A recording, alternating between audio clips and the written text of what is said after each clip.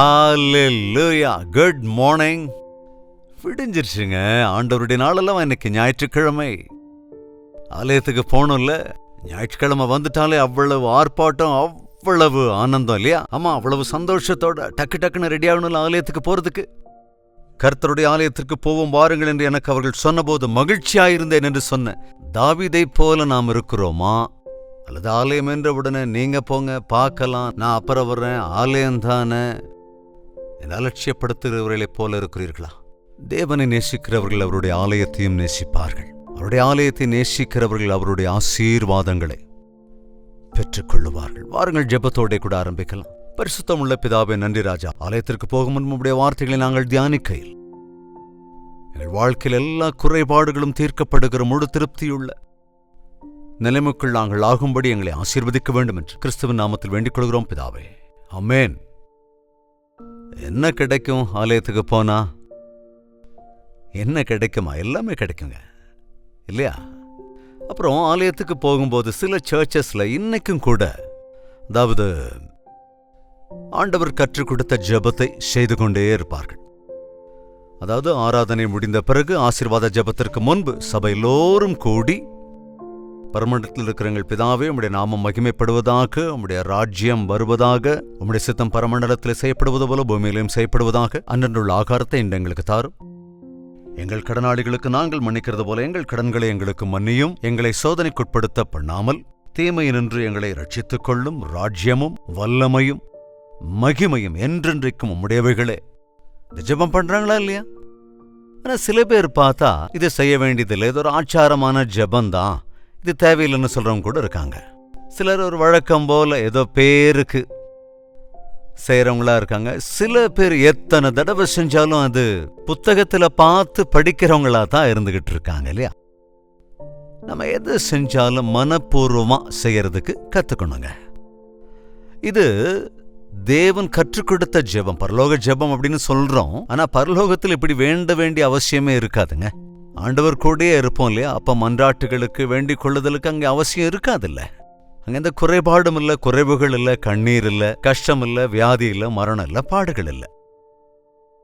அங்க பசியும் இல்ல, தாகமும் இல்ல. அதனால அங்க தேவனிடத்துல வேண்டிக் கொள்ள வேண்டிய அவசியம் கட்டாயம் நமக்கு இருக்காது.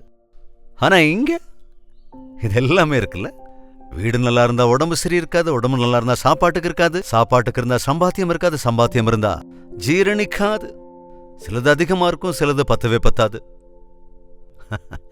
என்னத்தை புஷ்போம், என்னத்தை குடிப்போம், எதை உடுத்துவோம், தினந்தோறும் இதே போராட்டமும் போலம்புளும். அப்போ உங்கள் எத்தனை பேர் நம்புறீங்க அன்றன்றுள்ள ஆகாரத்தை இன்று எங்களுக்கு அருளி செய்யும் என்று நீங்கள் ஜெபிக்கின்ற போது அந்தந்த நாளுக்கு தேவையான ஆகாரத்தை, நமக்கு தேவையானவைகளை, ஆகாரம் மட்டும் இல்ல, வஸ்திரம் எல்லாமே கூட, அதாவது வஸ்திரங்கள் மட்டும் இல்ல, தேவையான எல்லாமே பரலோகத்தின் பிதாவானவர் நமக்கு அருளி செய்வார் என்று எத்தனை பேர் நம்புகிறீர்கள்? நம்முடைய கைக்கு வருகிற, நமக்கு அருளப்படுகிற ஒவ்வொரு ஈவும் அது பிதாவினிடத்திலிருந்து வருகிறது. தேவன் நமக்கு தருகிறார் என்றால் தினந்தோறும் பரலோகத்திலிருந்து இறங்கி வந்து நம்ம கதவை தட்டி மூட்டை மூட்டையா நமக்கு கொடுத்துட்டு போவார்னு நினைக்கிறீங்களா என்ன? அப்படி இல்லைங்க.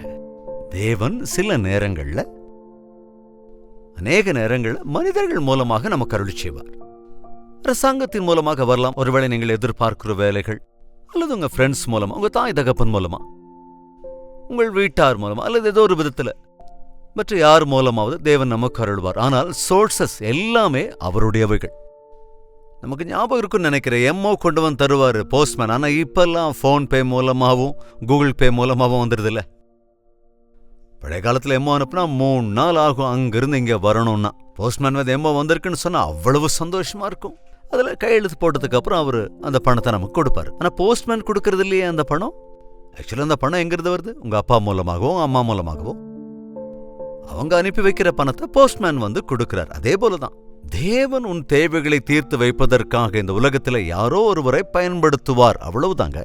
அதுக்காக நீங்க தேவனை மறந்து போய் அவங்கதான் எனக்கு கொடுத்தாங்க, இவங்கதான் எனக்கு கொடுத்தாங்க, இவங்க மூலதான் எனக்கு கிடைச்சதுன்னு தேவனை மறந்து விட்டு மனிதர்களை சார்ந்திருந்துடாதீங்க. நான் சொல்றது புரியுதாங்க? கட்டாயமாக தேவன் ஏதோ ஒரு விதத்தில் நம் தேவைகளை சந்திப்பார். ஆனால் எந்த விதத்தில் நம் தேவைகள் சந்திக்கப்பட்டாலும் அது தேவனால் மாத்திரம்தான் சாத்தியம் என்ற சத்தியத்தை நம்ம மறந்துடவே கூடாது. உதாரணத்துக்கு எலியா தீர்க்கதரிசிக்கு பஞ்ச காலத்திலே காகங்கள் ஆகாரத்தை கொண்டு வந்து தந்ததா. எங்கிருந்து கொண்டு வந்துச்சு? எந்த பேக்கரியில இருந்து கொண்டு வந்தது? அல்லது எந்த ஹோட்டல்ல இருந்து வாங்கிட்டு வந்தது? எதுவும் இல்லைங்க. நான் காகங்களுக்கு கட்டளையிட்டு இருக்கிறேன், அவைகள் காலையும் சாயங்காலமும் ஃப்ரெஷ்ஷா பிரெட் அண்ட் வேற என்னங்க சாண்ட்விச் மாதிரி கொண்டு வந்து கொடுத்துருக்கு. அப்பத்தையும் மாம்சத்தையும் கொண்டு வந்து தந்தது. டெய்லி அதுக்காக காத்துக்கிட்டு இருக்கான். என்னன்னைக்கு காக்கா இன்னும் வரல அப்படின்னு ஒரு நாள் நினைக்கிறான். அதாவது கொண்டு வர்றது காகங்கள் இல்லை, அதை அனுப்பின ஆண்டவரால் வருகிறது அப்படிங்கிற விஷயம் நமக்கு பழக்கமாயிடும். நாம் யாரோ ஒருவரை சார்ந்து இருந்து விடக்கூடாது. அவர் தான் எனக்கு தருவாரு, அவரே கொண்டு வந்து தருவார், இவர் இருக்கிறார், எனக்கு கண்டிப்பா வேலை கொடுத்துருவாரு, கண்டிப்பா எனக்கு அவர் தருவாரு. அப்படி இன்னைக்கு மனிதர்களை நம்புகிறோம், பணக்காரர்களை நம்புகிறோம், லோன் தர்றவங்களை நம்புகிறோம், லோன் வந்த உடனே அல்லேலூயா சொல்றவங்க கூட இருக்கிறோம். அப்படித்தானுங்க? அப்ப நம்ம யாரை நம்புறோங்க? தேவனை நம்பணும். அவர்தான் உன் எல்லா தேவைகளையும் சந்திப்பார். எப்படி சந்திப்பார் என்பது வெவ்வேறு விதத்திலே அவருடைய உத்தேசம் இருக்கிறது. உண்மையாக அவருடைய பிள்ளையாக இருந்தால் அவருடைய ஆலயத்திற்கு சென்று அவரை ஆராதித்து அவருடைய நீதியையும் ராஜ்யத்தையும் முதலாவது தேடினால், அதாவது எனக்கு முன்பாக நீ இருந்தால், என் சன்னதியிலே நீ காணப்பட்டால், என்னை நீ விசுவாசிப்பா என்றால், என்னை கனப்படுத்துவா என்றால், நானும் எல்லா தேவைகளையும் சந்திப்பேன் என்று சொல்லுகிற தேவன் நமக்கு எப்பொழுதுமே துணையாக இருக்கிறார். ஒரு நாள் அந்த காகம் வரல, ஒரு நாளிலே அந்த கேரி தாறு வற்றி போயிற்று. ஆனால் தேவனுடைய கிருபை, தேவனுடைய அன்பு, தேவனுடைய சப்ளை நிற்கவே இல்லைங்க. நீ இப்போ சாரிபாத்துல உன்னை போஷிப்பதற்காக ஒரு விதவைக்கு நான் கட்டளையிட்டு இருக்கிறேன் என்றார். அவள் கூட எவ்வளவு தயவுள்ளவளாக இருந்தால் பாருங்க. அவகிட்ட கொஞ்சம் மாவு, அதாவது ஒரு வேளைக்கு மாவு அளவுதான் இருக்கு.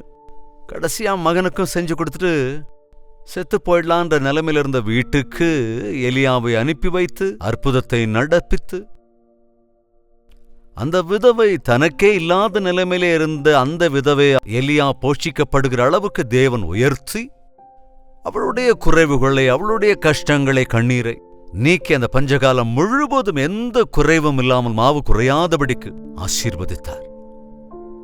எஸ், தேவன் ஆசீர்வதித்தார். உன்னிடம் இருப்பது கொஞ்சமாக இருந்தாலும் அது தேவனால் ஆசீர்வதிக்கப்படும் போது அது மிஞ்சுகிற அளவுக்கு இருக்கும். யாரோ கொடுக்கறது இல்லைங்க. உங்ககிட்ட என்ன இருக்கு அது போன்ற ஒரு நிலைமை ஒரு காலத்துல வரும். எப்போதும் மற்றவங்களையே பார்த்துக்கிட்டு இருக்க வேண்டாம். உன்னிடம் உள்ளவைகளிலே நீ விசுவாசத்தை வைக்க வேண்டும். கடன் கொடுத்தோர் என் பிள்ளைகளை கூட்டிட்டு போறேன்னு சொல்றாங்க. கணவர் கடன் வச்சுட்டு செத்து போயிட்டார் ஐயா என்று அந்த விதவை தாய் அழுது எலிசாவினிடத்திலே வந்தபோது அவன் என்ன செய்தான்? உங்ககிட்ட என்ன இருக்குமா? என்கிட்ட என்னங்க இருக்கு? கொஞ்சம் எண்ணெய் இருக்கு, அவ்வளவுதான். சரி, மற்றவங்கிட்ட பாத்திரங்களை வாங்கிட்டு வந்து அதில் ஊற்று. அப்ப என்ன நடந்ததுங்க? அந்த கொஞ்சத்தை தேவன் ஆசீர்வதித்தாய். ஆசீர்வதித்ததினாலே தன்னிடம் இருந்தவைகளை இன்னும் திருப்தி ஆகிறவதில் மல்டிப்ளை செய்கிறவராக இருந்தார் ஆண்டவர். தேவனுடைய ஆசீர்வாதம் நமக்கு வேண்டும் என்று நாம் ஆசைப்பட வேண்டும். நம்ம கேட்டிருக்கோம் இல்லையாங்க? தேவனிடத்திலே நாட்டம் இல்லாதவர்களுக்கு ஆசீர்வாதம் கிடைக்காது. தேவன் ஆசீர்வதிப்பார் என்ற நம்பிக்கை இல்லாததுனாலே நமக்கு ஆசீர்வாதம் இல்லை. மனிதர்களையே எப்பொழுதும் நோக்கி பார்க்கிறோம். மனிதர்களே நம்மை புகழ வேண்டும் என்று, மனிதர்களே நமக்கு தர வேண்டும் என்று, அவர்களே நம் தேவையை தீர்க்க வேண்டும் என்று, அப்பா அம்மா தீர்த்து வைக்க வேண்டும் என்று, அவர்கள் தீர்க்க வேண்டும் என்று, அல்லது நம்முடைய நண்பர்கள் சந்திக்க வேண்டும் என்று, அல்லது அரசாங்கம் சந்திக்க வேண்டும் என்று. சில பேர் அரசாங்கத்துக்கு மேல எவ்வளவு குறை சொல்றோம்.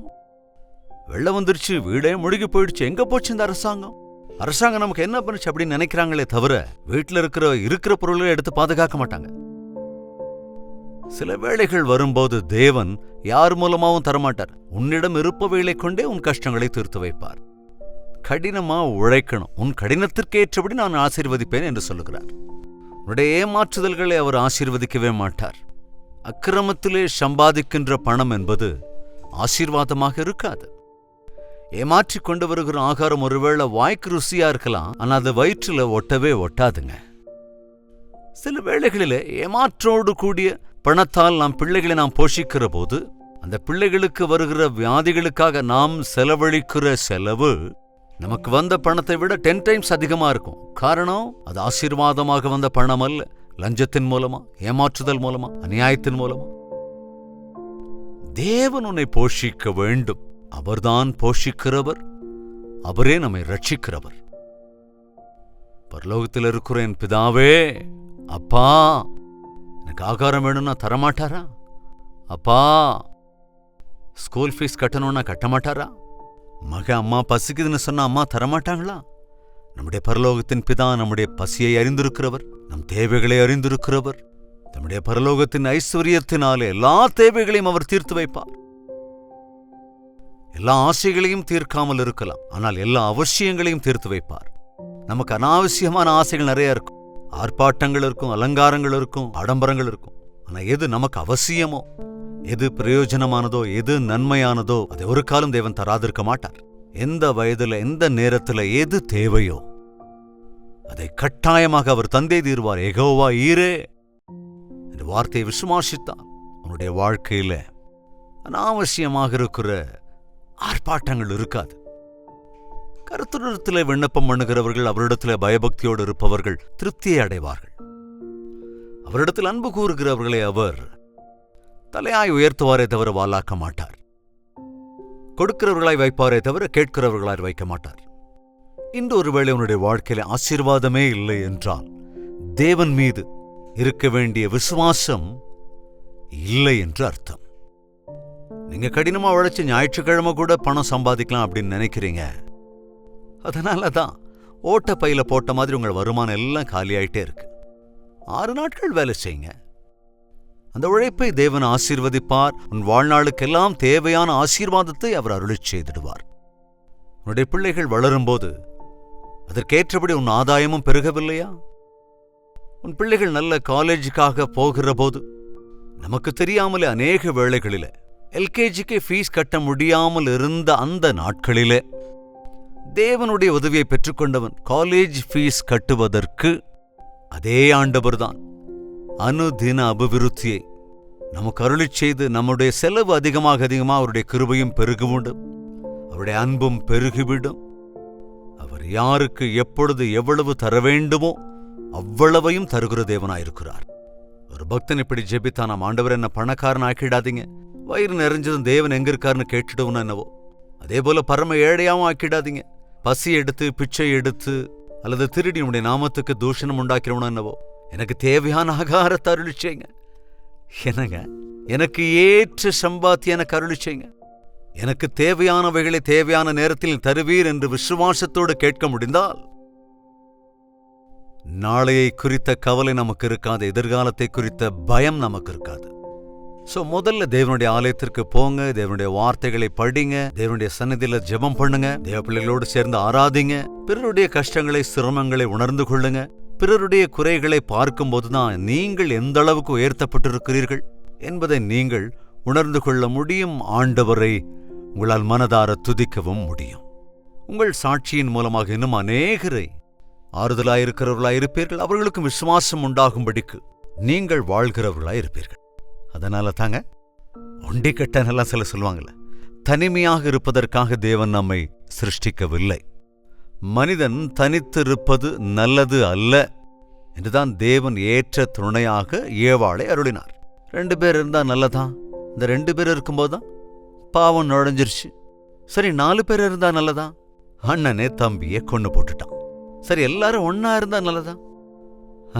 ஆதியாகமம் 11வது அதிகாரத்துல பார்க்கும்போது எல்லாரும் ஒன்னா இருந்து ஒரே இடத்துல கூடி வானத்தை அளவும் சிகரமுள்ள கோபுரத்தை கட்டுவோம் என்று அந்த நாட்களிலே அவர்கள் அப்படிப்பட்ட ஒரு எண்ணத்தோடு கூட நமக்காக பேருண்டாக்குவோம் என்று சொல்லி வானத்தை எட்டுகிற அளவுக்கு ஒரு கோபுரத்தை கட்டுவோம் என்று சொல்லி எல்லாரும் ஒன்று சேர்ந்தபோது கூட அது சரியில்லை என்று உணர்ந்த தேவன் அவர்களுடைய பாஷையை தாறுமாறாக்கி போட்டார் என்று வேதத்தில் பார்க்கிறோம். அப்பதான் அவங்க பூமி முழுவதும் சிதறி போனார்கள். ஏன்? தேவன் அளவுக்கு உயர்ந்த அவருக்கு என்ன பொறாமையா? பாருங்க, இன்னைக்கு பிளாட் சிஸ்டம், எங்க பார்த்தாலும் பிளாட்ஸ் வந்துருச்சுல, அவ்வளவு உயரம், சிகரத்தேற்ற அளவுக்கு 19-20 மாடின்னு எங்க பார்த்தாலும் கட்டுறாங்க இல்லையா? மனிதனுக்கு விதவிதமான வியாதிகள் வருவதற்கான காரணம் என்னவென்றால், நல்ல விசாலமா இருக்கிற இடம் இருந்தா ஒரு நல்ல பெரிய வீடு கட்டிக்கிட்டு தூய்மையான காற்று வெளிச்செல்லாம் வீட்டுக்குள்ள வர மாதிரி அந்நாட்கள் எல்லா ஏற்பாடும் செஞ்சாங்க. அதாவது எனக்கு ஃபேன் இல்லைனாலும், எலக்ட்ரிசிட்டி இல்லைனாலும், லைட்ஸ் இல்லைன்னா கூட நல்ல ஆரோக்கியத்தோட ஆனந்தமா வீடுகள்ல இருந்திருக்காங்க. ஆனால் மனிதன் ஒரே இடத்துல கூடின போது அங்க பாவமும் பெருகியது. எது எப்ப வேணுமோ அதை தருகிற தேவன் இருக்கும்போது நாம அந்த மாதிரி செய்யணுங்கிற யோசனை எதுக்கு? நம்மை உயர்த்துகிறவர் அவரே, நிலை நிறுத்துகிறவரும் அவரே, விழாமல் காக்குறவரும் அவரே. ஆலயத்திற்கு சென்றால், ஆலயத்தில் தேவனை ஆராதித்தால், தேவனுடைய வார்த்தைகளை தியானித்தால், தேவ பிள்ளைகளுடைய வாழ்க்கைகளை நாம் கவனித்தால் அநேக சத்தியங்களை நம்மால் உணர்ந்து கொள்ள முடியும். சரி வாங்க, ஆலயத்துக்கு நேரம் ஆயிடுச்சுல்ல, டைம் ஆயிருக்கும். அல்லது சில பேர் இந்நேரம் ஆலயத்துக்கு போயிருப்பீங்க. எனவே ஜெபத்தோடு கூட முடிக்கலாம். பரிசுத்தமும் அன்பும் நிறைந்த பிதாவே, எங்கள் பரலோகத்தின் பிதா எங்கள் தேவைகள் எல்லாவற்றையும் தீர்த்து வைப்பார் என்று மனிதர்கள் மூலமாகவோ அல்லது எங்கள் கஷ்டங்களை நினைத்தோ எங்களிடம் இருப்பவைகளை நினைத்தோ எல்லாம் எல்லா விதத்திலும் தேவனிடத்திலிருந்தான் பெற்றுக்கொள்கிறோம் என்பதை உணர்ந்து உமக்கே துதி கன மகிமையை ஏறெடுத்து உம்மை துதிக்கிறதற்கு பரலோக பிதாவானவர் எங்களுடைய எல்லா தேவைகளையும் தீர்த்து வைக்கிறவராய் இருக்கிறார் என்ற விசுவாசத்தோடு இருப்பதற்கும் எங்களுக்கு சகாயம் அருள வேண்டும் என்று கிறிஸ்துவின் நாமத்தில் வேண்டிக் கொள்கிறோம் பிதாவே. ஆமென். நம்முடைய கர்த்தராகிய இயேசு கிறிஸ்துவினுடைய கிருபையும் பிதாவாகிய தேவனுடைய அன்பும் பரிசுத்த ஆவியானவருடைய அந்யோன்ய ஐக்கியமும் சந்தோஷமும் சமாதானமும் நம் அனைவரோடும் என்றும் என்றும் சதா காலங்களிலும் தங்கி தரித்திருப்பதாக. ஆமென். தேவனுக்கு ஸ்தோத்திரம். நீங்க எங்கிருந்து பார்க்குறீங்க? உங்கள் பெயர், முகவரியை லைவ் சாட்டில் பதிவிட்டு விடுங்கள். லைக் பண்ண மறந்துடாதீங்க. அதே போல ஷேர் பண்ணிடுங்க. டாக்டர் ஜெயபால் யூடியூப் சேனலையும் சப்ஸ்கிரைப் பண்ணிக்கோங்க. உங்கள் சர்ச்சுக்கு போய் ஆண்டவரை ஆராதித்து வாருங்கள். இது தேவனுடைய நாள். இந்த நாள் முழுவதும் அவரோடு கிடைக்க வேண்டும் என்பதால் இந்த வார்த்தைகளையும் கேட்டு நீங்கள் ஆசீர்வதிக்கப்படுங்கள். தொடர்ந்து தேவனுக்கு சித்தமான நாளை இதே நேரத்தில் இதே அனுதின தியானத்தில் நாம் மீண்டும் சந்திக்கலாம். அதுவரைக்கும் தேவனுடைய மகா கிருபை நமக்கு துணையாக இருப்பதாக.